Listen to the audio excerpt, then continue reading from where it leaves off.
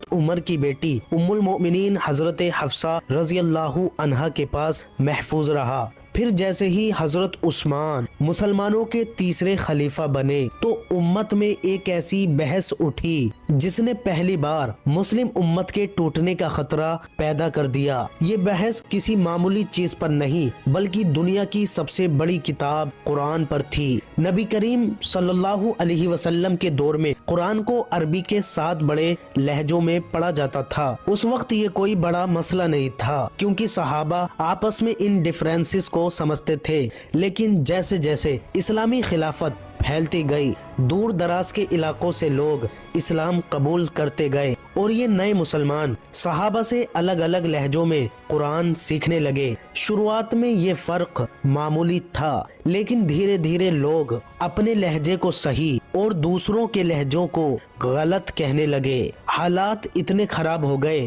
کہ لوگ ایک دوسرے کو کافر تک کہنے لگے۔ یہ بحث بڑھتی گئی اور حضرت عثمان کے دور میں شدت کی انتہا پر پہنچ گئی۔ اس وقت مسلمانوں کی فوج آذربائیجان کو فتح کرنے نکلی تھی، لیکن وہیں فوج کے اندر نماز پڑھنے کے بعد قرآن کی تلاوت کو لے کر زوردار بحث شروع ہو گئی۔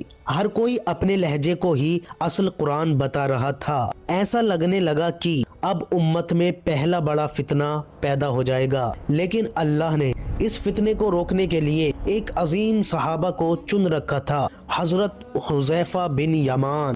جب انہوں نے یہ حالات دیکھے تو ان کا دل کانپ اٹھا۔ انہیں ڈر محسوس ہوا کہ کہیں مسلمان یہودیوں اور عیسائیوں کی طرح اللہ کی کتاب میں تبدیلیاں نہ کر دیں۔ وہ فوراً جنگ کا میدان چھوڑ کر سیدھا مدینہ کی طرف روانہ ہوئے۔ مدینہ پہنچتے ہی انہوں نے خلیفہ عثمان رضی اللہ عنہ سے کہا، یا امیر المؤمنین، اس سے پہلے کہ مسلم امت ٹوٹ جائے اسے بچا لیجئے۔ اس پر حضرت عثمان نے صحابہ کرام کو اکٹھا کیا اور مشورے کے بعد حضرت زید بن ثابت رضی اللہ عنہ کو حکم دیا کہ قرآن کو قریشی لہجے میں ایک ہی اسٹینڈرڈ پر لکھیں، کیونکہ قرآن اسی لہجے میں نازل ہوا تھا۔ پھر حضرت عثمان نے پوری مسلم امت کو حکم دیا کہ قرآن کو اسی قریشی لہجے میں پڑھا جائے۔ جو نسخہ حضرت عثمان کے دور میں تیار کیا گیا اسے آج پوری دنیا مصحف عثمانی یا عثمانی نسخے کے نام سے